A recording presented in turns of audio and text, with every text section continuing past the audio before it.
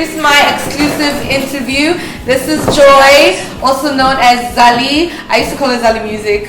I remember when she coordinated a fashion show for Amy and I, and the whole time in the background, like, Zali, Zali, and she's like, it's Joy. So this is Zali. Yeah. We're gonna talk about. She's a singer, songwriter. What do you do professionally?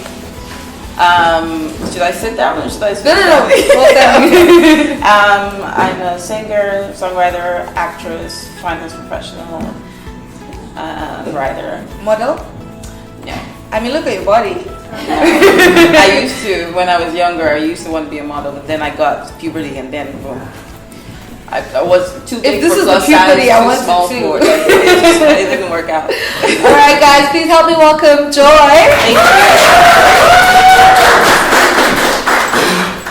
So I was very excited when she said yes. I was like, are you free on the 30th? She's like, yes. I'm like, thank God. I'm happy to be here. Yes, I watch you all the time. You're so inspiring. Like what you do, like she's sick, guys, her voice. Yeah. She's gonna have a concert in 2020. Yes. Yeah, we're all going. Yeah. I'm not asking you. I was telling you guys, we're all going to the concert. It's gonna be amazing. So tell me about yourself and what we don't know from your bio. Just want me to just go for it? Yeah. Okay, I guess, where do I start? How did you get into singing? Okay, so I think I got dragged into the church choir by my mom. Back then we used to go to Pentecostal church, Redeem or one of those ones, and she encouraged me to join the choir, and I didn't know I had a voice, but it was a thing that children do. They put you in church just so you can, help you build your faith or just be involved in the community. So from there, I kind of started looking up at like the lead choir mistress, and like I just wanted to do a solo. I was like, I need to do a solo, so I started working on my voice and working on singing, and then I became a lead soloist. And we started doing performances, going to crusades and stuff like that. And that's when I realized, like, oh, I like doing this. And I was actually writing gospel music. You were writing? I was writing gospel Wow. music. I remember I found some of my journals recently, and I was looking at it like, wow. How old were you then? I was like around 13. And you were writing? Yeah. Can you adopt me? Like I can't. It's so strange thinking back. I don't remember much of my childhood, but I can remember I used to be that kind of like kid in front of in the choir, like singing, like with tears running down my face. Have no idea why I was crying, but I just felt the power of whatever.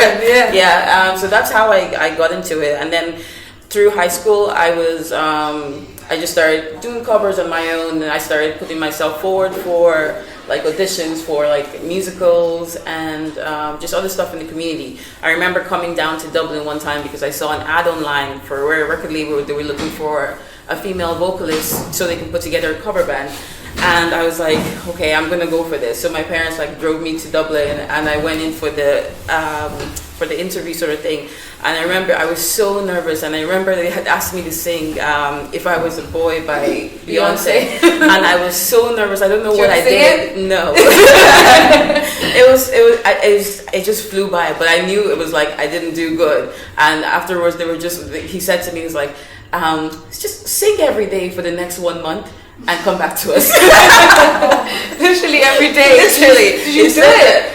I just took it to mean like you need to work on your craft, So I started properly focusing on this. I started taking piano lessons. I started getting into proper vocal coaching, and I started building it. It's not just, some people are just born with a voice, but some people also have to, you work with, when you discover you have a voice, then you actually, to get to this from this, you have to have vocal training. So I started doing that, and then that was sort of it. I was in a musical at some point during high school, and then I went up to college in the States, and when I was over there, I decided, okay, I still want to do this because, it's young. I'm young. I would like to do this while I'm young. I don't want to get old and like, let me start this. So I was like, okay, I'm going to start this process. So while I was in school, it was a lot because I was a triple major at the time. I was studying finance, accounting, and a minor in economics. Wow. So on top of that, I kind of got involved with some artist development programs in Boston that were like kind of like nurturing you to become an artist that, So I was doing that for a while,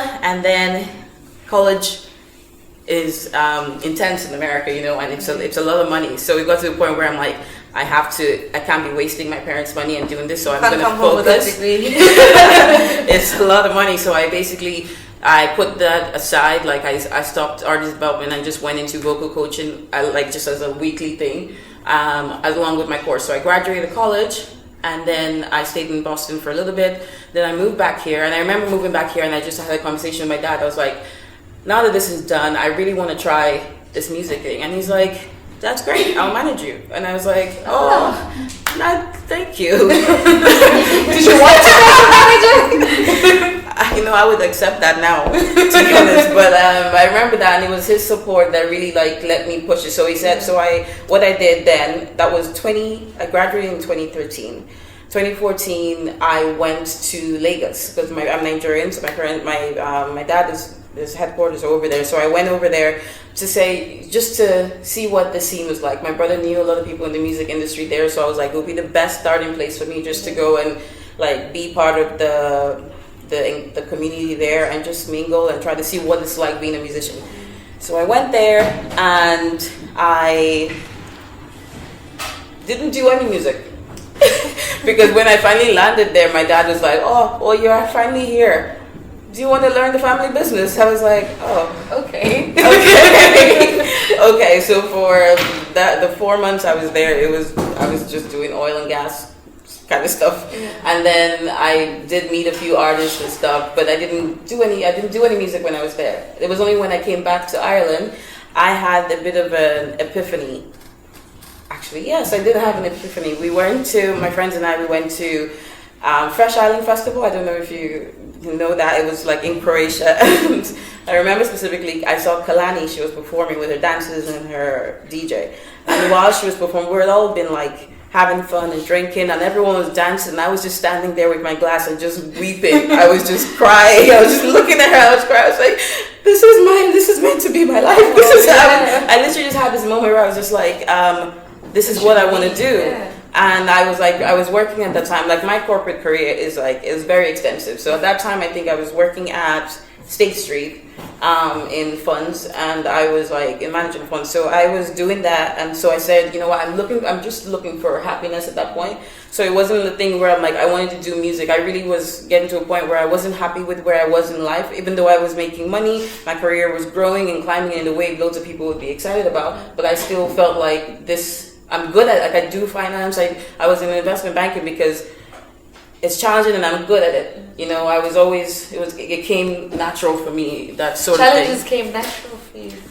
No, fake dealing with challenging work is normal for me. Did you guys get that? It was challenging and it came natural. I work best in crisis situations, sort of thing. That's what's amazing about it. I think a lot of people are like that. No. No, I swear, I think a lot, because some people just like to fix things, Yeah. I think I've met a lot of people like that just really, when it comes to a goal, then you just, people are calm. Those, say if something starts happening and there's a couple of people in this room that would just take charge and just be like, do this. That's always the kind of person I've been. So, but then I wasn't really happy, so I decided, let me just start writing. And through writing and starting to make music, this is on my own, no one else was listening, it was just me. I started to find happiness again, and I was like, maybe this is the path for me to get this. I knew I wanted. I had a lot of ambitions in life, really, really scary ambitions, and I think it took me that long to get to it because I was like, when you don't do something, you can't fail. And so I kept putting it off as much as possible, to the point where I couldn't face myself in the mirror without finally going for it. Yeah. So I did. I went for it. I released my first track, and it did well, surprisingly, in radios and in streaming. And I was just like, that's interesting. Because I put it out just let's test how this works. Yeah. And then a couple months went by again, and then I released another song, and it did well too. The support here from the Irish music industry has been really, really great for me.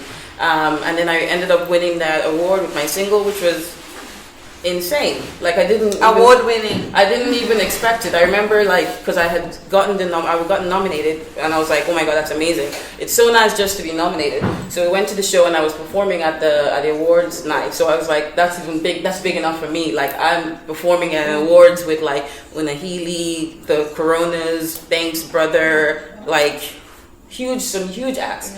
And so I was nominated alongside like at Key West, Coronas, and some other for the best Irish single. So I didn't even think this was a thing. So I remember like I was about to perform. So I had like I was sitting in the audience, and they were like, okay, you're going to be on soon, so go into the dressing room and change and everything. So I was getting changed. Next thing, that man runs into the dressing room, and he runs into the dressing room, and I'm there like with like half my clothes on, one shoe off, and he's like, what are you doing? You won. You're calling your name. And I was like, what? I was so confused. Like, what? So he was helping me put on my clothes. I was hobbling on, like putting my heels on and running outside because it was a Did you go on stage dressed? Yes. It was like televised, so they were all the time. I was like, why didn't they just tell me in advance? Exactly. But they wanted it to be the surprise, and they knew I didn't expect it, so it was a huge thing. And I won that, and I think that award just sort of it came at the perfect time because it reinforced like why, like, because sometimes you're doing stuff and you don't realize that people notice. I think like a lot of time you're looking for validation to make you feel like you have, like you're doing the right thing, you're going the right path. So like, and for me, I get to the point where I stopped looking out like externally. I stopped watching people. I stopped watching things, just focusing on the inside, because like I felt like I was my own competition at that point, and like I just wanted to focus on my path, the journey, and that's it, and not be. So I didn't expect that. So it was great when that happened. It reinforced to me that, you know what, you should be doing. This is what you should be doing, because this is like that. It was random, but like I can say now, I deserved it because I won it. Yeah, because at the time I'm like, do I deserve this? That's so strange. What kind of thing is this? But now I can say that and be unapologetic with it, because like I feel like I deserve it, because it's we always put ourselves down, you know, with our accomplishment, but we actually have to start acknowledging the things you do, because you don't, like, it's only when you look back at like 2017 and now and like see everything that's like you've accomplished, and you're like, wow, I did that. Because you say to someone else, oh my God, you're amazing, you've achieved so much. But for me, I'm such a critic when it comes to myself. Like I'm really hard on myself, because I think I've always been like this. This is why everything I've done in life has always been kind of like one step further. When I'm going to college, someone goes and does one major, I did a triple major. I just like always kind of like pushing myself and challenge myself. So you mentioned there that people watch you, but you don't even know that they watch it. Yeah. And this is the point of this theme, which is shaping our society. Like the things that we do shape the people out there. Someone's watching you saying, wow, I want to be like her, you know? Like, and you don't even notice, but that's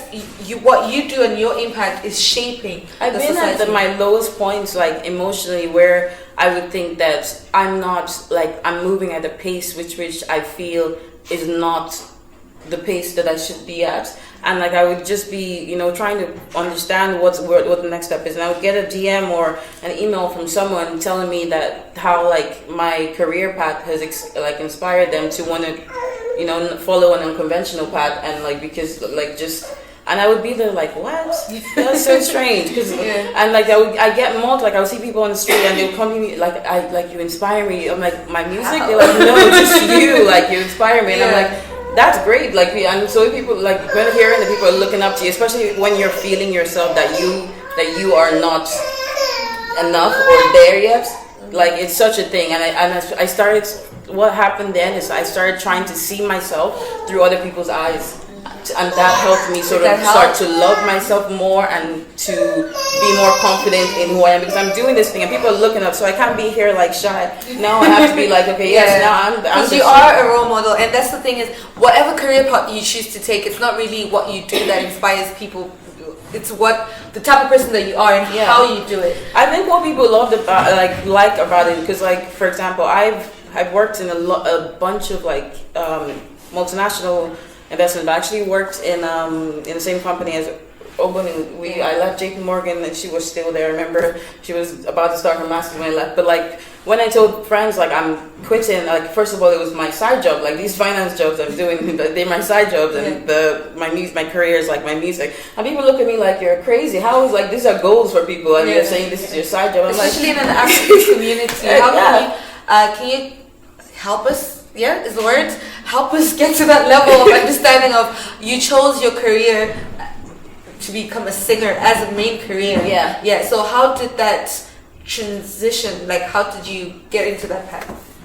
how did I get into that? Like, how did deciding that your main career is actually singing and not this finance jobs? But I think it's kind of like every time I sort of took a break, like I did twice, where I was like, I'm gonna go full on in music and I'm gonna just focus on this, so I would quit my job and just do that. And every time I did that and came back into corporate, I climbed further than I ever did. So I was like, what am I actually like? That's always gonna be there. Yeah. So like I don't want to regret. I want to do this when I still have my youth, you know. So I was like, that's safe. Like I have the degrees, I have the experience. I will always have a job and a good job. So it kind of, I think it was a bit of a safety net in the sense that when a lot of musicians are starting off, they don't have like a full-on corporate or like background. They're usually just doing sort of like the odd jobs and stuff to make money and support themselves. But for me, I knew like I had that. So what was stopping me from pursuing the music?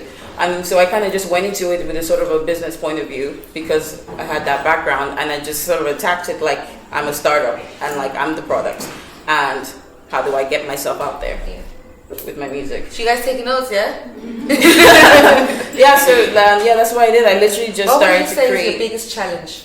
Biggest challenge in terms of the music industry and just your life, basically. I think it's the biggest challenge. Gosh. So you spoke about how you would procrastinate to release songs or to. Okay, so the biggest obstacles in the music side comes from the creation process, because there's a lot of factors that come into play that you have no control over. So for example, like my song, the single that's just out now, I wrote that in May, and before that I had written like a whole bunch of like singles that were meant to be released from like March earlier this year, and just one thing or another happened that it was like things just kept being delayed. So it's like the constant struggle of the timeline that you have in place and the timeline in actuality that you have to deal with, and so you have to be constantly ready to adapt to any situation that happens and just like refocus. So like something will come up and you can't just be like, oh crap, now that you just have to refocus now. And so it's kind of like, and then what? So I kind of look at life like this. So it's not like there's any blockages, something happens and then what? We move on, we re-strategize, we do that. So I think it's just trying to control all the outside elements. Because for example, I'm the writer, I'm the singer and the writer, but like in order to do the music, I need a producer, I need a studio, I need people to mix and master, and these people I can't control them. So I need to book studio time. I'm dealing with all the expenses on basically from every side, because like the money involved is coming from me. So it's having to manage your resources and your budget with the timeline, so you can actually meet the timelines in the industry that you need to meet. For example, you want to release songs in time that by the time summer comes, your song is going to be part of the summer hits, and you get to be part of performing at music festivals that are going to be happening. If you release your song too late, it's not going to get in time for that to happen. So it's just sort of like making sure that you are like you see every aspect. Like so, there's like my mind never stops working. Like it's constantly just watching as to like all the bases I need to cover. There's so many things, and it's like I'm getting more and more organized with it. Like you have to, like I'm a singer, but everything I do, we manage it on like Excel sheets, and like we make sure like it's proper. There's no like we kind of create a template for like how a release is meant to happen. So the next time I do a release, I have it's like you have a checklist and everything that you need to meet in order to do that. So it's literally a business, and it is a fast-paced one, and it can also be a very tedious one. Like I was in studio for the last year entirely, just recording and making music, and nothing out. So everyone is like wondering in the industry, they're like, if you don't, you're a musician, you need to be active in order for people to be like, okay, you're successful. Yeah. So when you take a break like that, even though you're busy and you're working, people are looking at you like, oh, nothing's happening over there. She has to put up any music. That one's gone. Yeah. But there's stuff happening behind the scenes. So it's now like, so now I'm back. You see that now everything is moving. Yeah. But before that, people were like, oh no, she used to do music. I'm like, no, I was just still doing music. So you now take a break. It makes you have a better understanding when you see like bigger artists. Like I remember one time I watched an interview with Maxwell. I don't know if you know him. He's an American singer. And they were interviewing him saying like, you haven't dropped an album in over 15 years. What's been going on? And he was like, I had to experience life in order to write about it. Like sometimes you don't know where the inspiration comes from. So it's like I'm a writer, so I can write songs for other artists to sing. I can write songs for myself.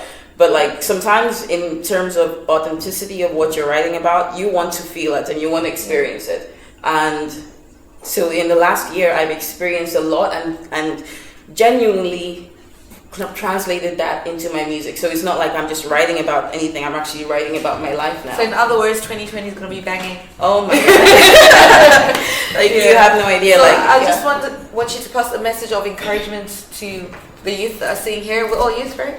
Yeah, no, okay. I'll cover a few bases because in terms of the things people ask me. Because I think in Ireland here, especially when you're a person of color, a lot of people feel that their paths are sort of limited.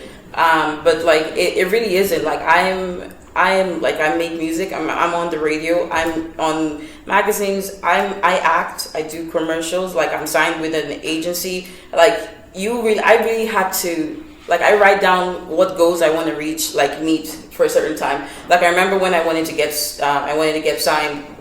So I started reaching out to a whole bunch of agencies and sending my self tapes and my reels to them on the acting side. And I gave myself. I talked to my friends in the team. I was like, I'm giving myself 1 month to get signed. So I'm going to do everything possible. In order to get signed, I need to have enough material that they can see that I'm a multifaceted actress, and I'm going to put this out there and I'm going to just push myself. So I know in order to meet that one, before that 1 month comes, I'm going to then make my brand visibility look like what someone would want to sign, and then put in the work on the side, doing my own stuff just to have that material there. So that way when I started signing things, it took 1 week and I had 3 offers from 3 different agencies to sign me, and I was just like 1 week.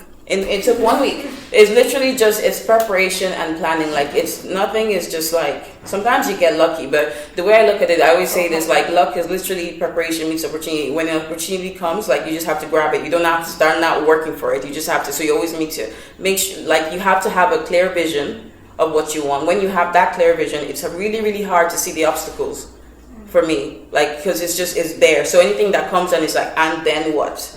So you don't, like, I used to dwell before a lot on like when things go badly.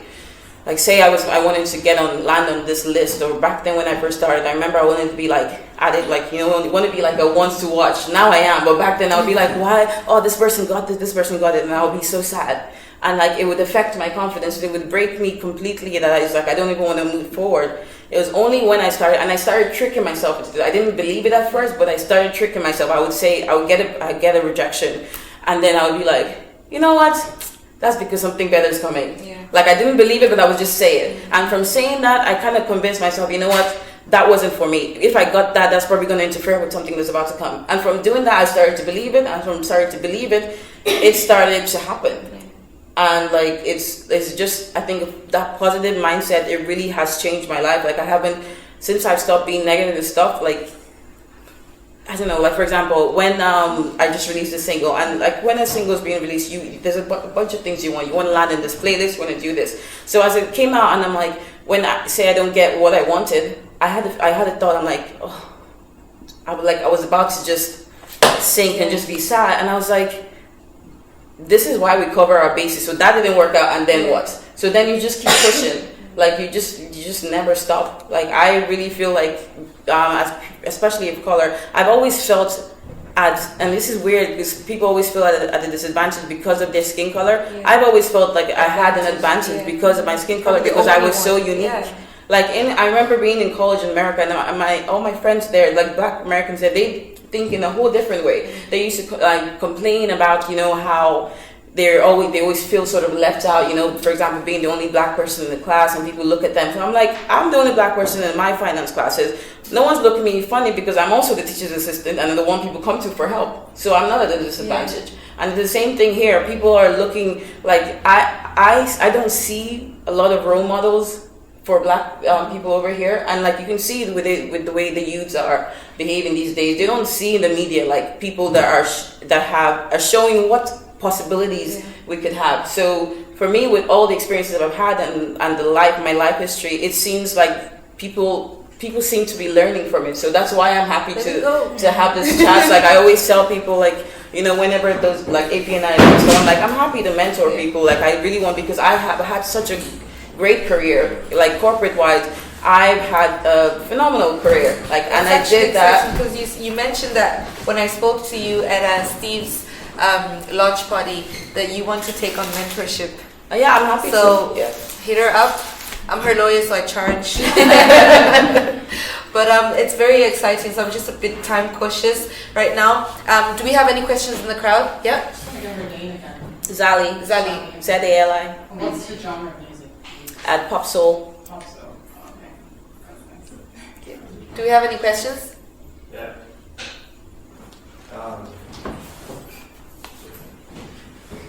The question is, were you always born like this, like with this right mindset, or how do you develop it to start thinking like that? Okay, so I'm born in a family of 4 brothers, and I'm the only girl. All of us were sort of different. My brother, one is an engineer, one is in sales, and the other ones are still younger in college and all that. My dad has been,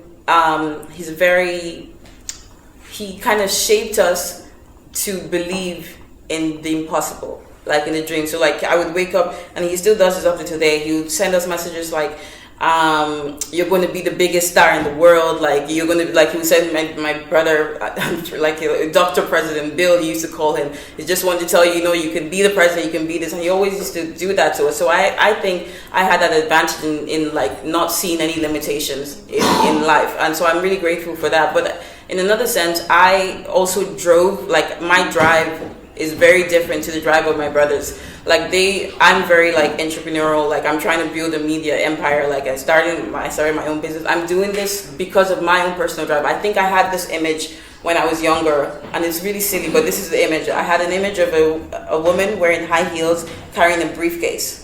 And I swear I went into finance because I was like, what kind of job do I need to wear heels and carry a briefcase? It's finance. I wanted to be like a high-powered sort of woman. So I did that, but I also, like, I don't think this drive came from anywhere. I honestly just, I used to see things in my surroundings and take them. I would meet people, and people would inspire me. I would be like, I had these people come into my high school to give talks. From seeing those things, I'm like, I want that. So like, for even just going to college alone, I grew up in Athlone, and I remember I was applying to college in the US, and I went to my guidance counselor asking like, how can I want to do my SATs, can you help me with the process and getting into college? And he was like, what are SATs? And I was like, oh, it's like the tests you have to do to get, and he's like, he said to me, and I never forgot this, he said, why are you reaching for the stars? AIT is right here, like Athlone Institute of Technology. And I was just like, so it was like challenge accepted, and then I did it myself, and I got in and I did it. Did you tell him? No, why not? You see my face somewhere. Yeah. Well, this has been exciting. Yeah. Like, oh, let's do it. Yeah. What's the name of your last single and where did We're gonna get there. Oh. Yes, thank you. Let's answer. Anyway, but yeah, I just want to encourage you guys. Like, I don't think you guys should see, like, if you look at the world, like there is no limits. And like everything I did, like I was doing it at the same time as a whole bunch of multiple stuff. Just think about. Sometimes I picture when I'm having like a lazy day, I picture in my mind. I'm like, imagine what Rihanna or Beyonce is doing right now. Like, let me picture their calendar for a day and then shut up about this crap. Yeah. Like you just. Look, I think when you can picture, you should reach out, like pick mentors in your mind of like who you look up to, multiple people, and just start trying to emulate their ethics and their work processes. You have to set goals for yourself, like 1 week goal, 1 month goal, 2 weeks, like it doesn't matter, but you have to set them. Like I have a lot of stuff, like I used to have a lot of stuff on my walls before, like just positive things to get me going, like things that not to confuse me. Like I always like little things I'll give people is just like prepare so that you can get an opportunity when it comes. Like when sometimes you're doing a lot and it seems like things are happening but nothing is really moving, and you have to be really careful in those times that you're not confusing like movement with progress. And you really need to just like be intentional about the success that you want to have, because really success is intentional, and you have to put the time, you have to put the effort, and you have to put the work, and you have to expect failures and be okay with those failures. You just move on from them, but don't let them define you. The biggest challenge is knowing the difference between movement and progress, like you mentioned. There's another question there. Yeah, I just wanted to ask. It seems like you're growing, and I like that. I like the concept of growing. But I feel acceptance is equally as important. How do you find the balance between I'm chasing these things, but I'm okay with where I'm at? Oh, I'm never okay with where I'm at, like in terms of like, okay, yeah, I'm okay for that today, but tomorrow we're gonna do better. So that's healthy. That's the challenge. For me, like I'm like right now. If you ask me, am I happy? I'm happy now. But tomorrow I might want something different that I'm not happy yet, so I need to work for it, and then I'm happy. I'm lost. Okay, explain your question again. Maybe I'm not understanding. You're happy where you're at, but you need something to make you happy. No. I'm saying like, so each day is a different level of contentment for me. You know, so your question was that how do I deal with acceptance and being happy with where I am? No, acceptance and also growing, like striving for more.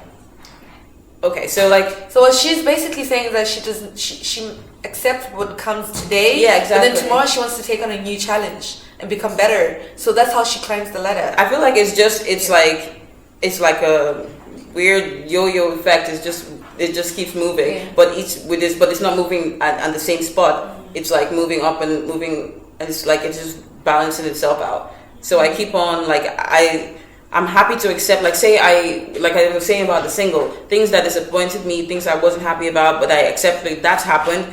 And then now let me find another way to make up for the lack of success here. Let me find that here. And this is not talking about intrinsic happiness, because these are not the things that give me happiness. These are just my goals that I want to achieve.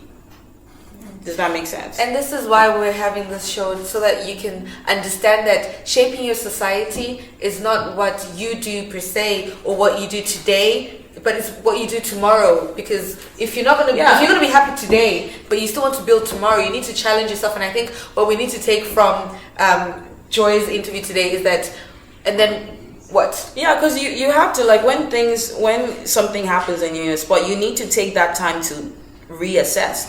Without reassessing, you might just end up like moving too fast or making the wrong decision. And sometimes, like, people don't realize how moving too fast or rushing something can really just interfere with your path and your destiny. Like, so that's why when I say acceptance in that moment, that's so let me reassess and see where am I now, and then what I can do to make things better. So it's that constant process of like reassessing, move. Yeah. And sometimes you can reassess and have to stay in the same spot, and that's okay, because something else will come in and then you move. Yeah. Perfect. So she has a new single that's out. I'm sure you guys have seen it on my story. It's been everywhere as well, which is exciting. Yes. It's a lovely picture of her sleeping like that.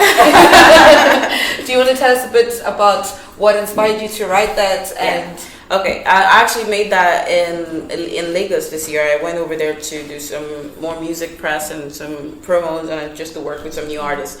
And I guess I was at a point where I felt, when I looked around my environment at girls in general, specifically, were lacking ownership of their self, of their confidence. So I wanted to write something that would exemplify like being unapologetic in your own self completely, just because is that what I was saying in terms of when people DM me to tell me how they look up to me, and I'm not looking at myself like that. So like each and every one, a girl I know, like I feel like we are all like, the name of my song is That Girl, the one that's just out. And so we're all like that girls in our own rights, even when you don't realize it. Like there's people that's looking up to you that you don't have any idea of. Like, and I just wanted us girls to be able to see that and just have something that will make them perk up and be like, you know what, I am that girl. Because like, for example, if I compliment you now and say, oh, you look so good, you'll be like, oh no, it's just like, stop. Like, why do we play ourselves down? Like, men don't do that. They just take it and you be like, yeah.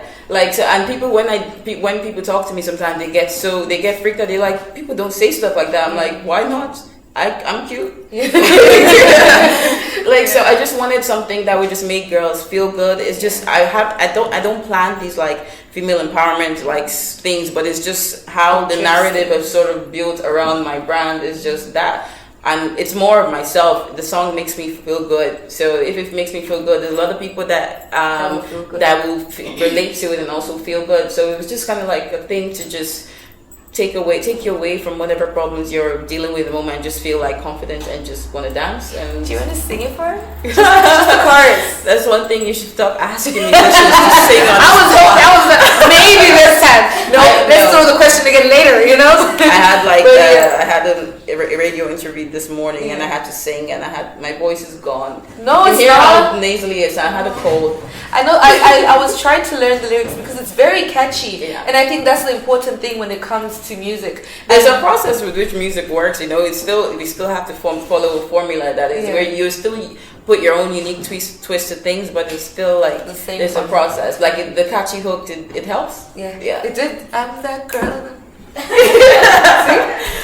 Thank you so much. You're welcome. For those that want to be mentored by Joy, please do. I'll take your names and then I'll email her your names. We have to do it professionally.